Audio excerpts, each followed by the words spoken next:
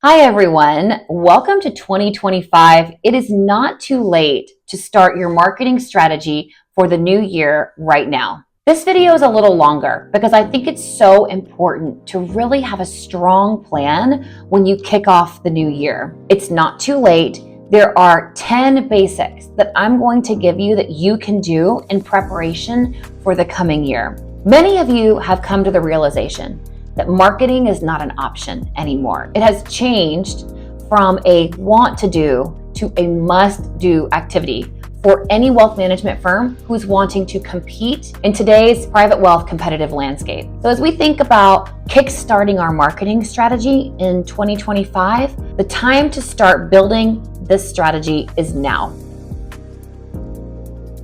The very first thing that you need to do when you think about marketing is really give a lot of thought to who you are, what you do, who you serve, and why you're unique as compared to your competitors. If you can't rattle off these things very easily, this is the place for you to start. It's really important to build the foundation for your voice, how you speak, and carving out a personality for your thought leadership and your brand.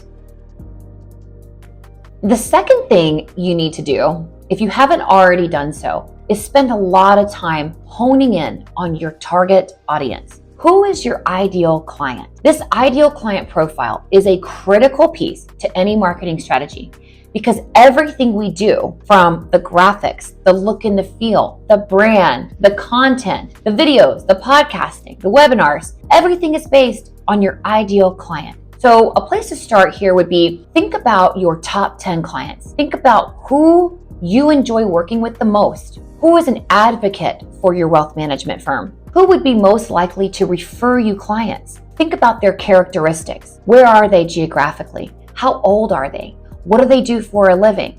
Are they a large multi-generational family? Are they wealth inheritors or are they wealth creators? Are they business owners? Are they entrepreneurs? What are the characteristics that you can identify that make this person who they are? And then importantly, what are the challenges that they face in their lives as it pertains to their wealth, their finances, their investments? Very important for you to do a detailed mapping of your ideal client. And once you have this ideal client profile mapped out, then we can start to think about their challenges. The third thing you need to do is to start to build your brand around this persona. We want to think about a visual identity that's going to appeal to your target audience. And this is the point where I tell people, don't cheap out. Focus on your logo, focus on your colors, focus on your website, focus on your collateral design. It's important for things to be attractive. The first thing someone's going to do when they're referred to you by one of their friends is they're going to check you out on your website. Is your website professional? Does it speak to them as a target audience? Are you showing them immediately that, hey, I get you when they get on your website? Do they see recent thought leadership? Do they see media exposure? Do they see awards? All these are critical pieces of building your credibility. Once you have your brand honed in on that ideal client profile, it's time to start thinking about what are you going to talk about.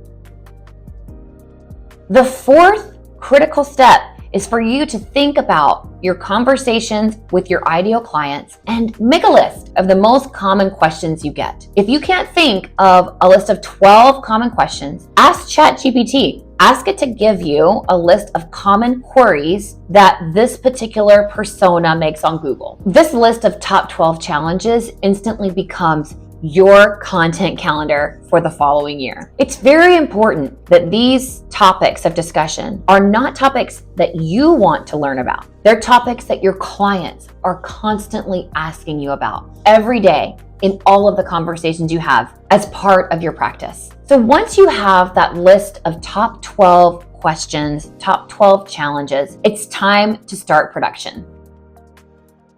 The fifth thing you need to do is launch a podcast, launch a webinar series, launch a video series answering these top concerns.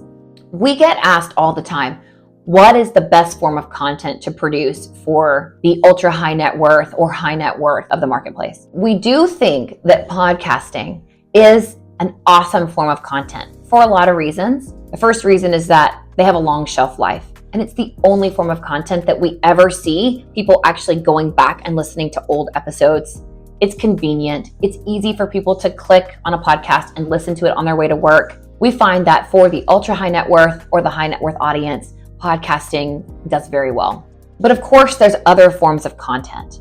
Maybe your content driver is a monthly or weekly flash video that gives your audience a quick and concise update for the opportunities and challenges you see in the marketplace. This is a great idea for an institutional audience. Your institutional audience is going to have a much higher threshold for technical language. You can get into some really deep and complex topics for an institutional audience that you wouldn't necessarily be able to for a private wealth audience. And then, of course, there's webinar series.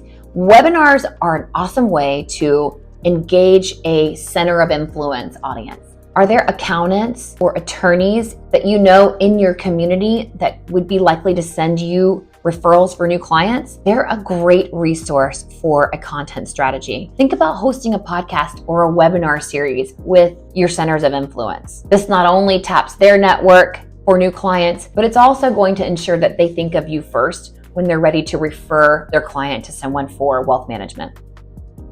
The sixth thing you need to think about is how to magnify or amplify your content. Once you've picked your main content driver, such as a podcast or a video series or a webinar series, it's time to start thinking about how can you magnify this content just by using the one content driver as a resource. For example, if you do a podcast on impact investing versus philanthropy, you can take that podcast and publish it on your website, publish it on social media, but then you can also break the podcast up, create small snippets for use on social media, capture a video while you're recording, put it on YouTube, write a blog about the content, and then you end up with 4 to 6 weeks of consistent content across all of your digital channels.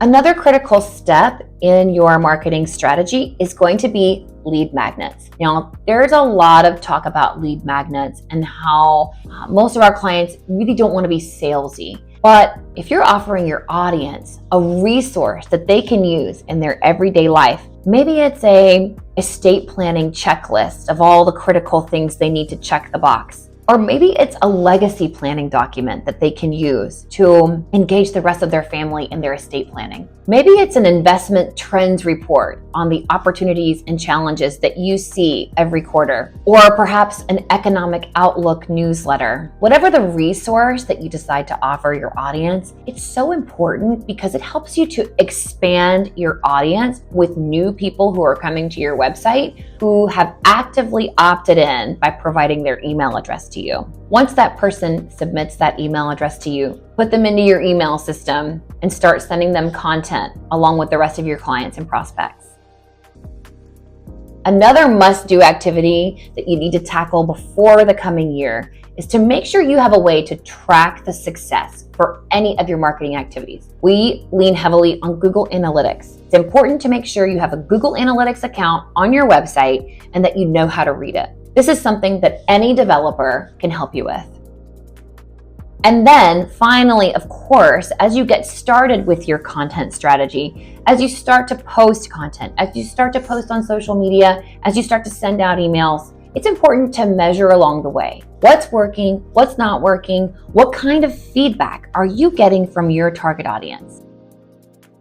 The bottom line is, do not wait until you are in the middle of the first quarter to start marketing. If you don't start speaking to your target audience, somebody else will, and it's not rocket science. If you like this video, give us a like, a follow, and of course, put your comments below with any questions you have about your marketing strategy for 2025. And of course, if you have any questions at all, please don't hesitate. Give us a call. We're here as a resource for you.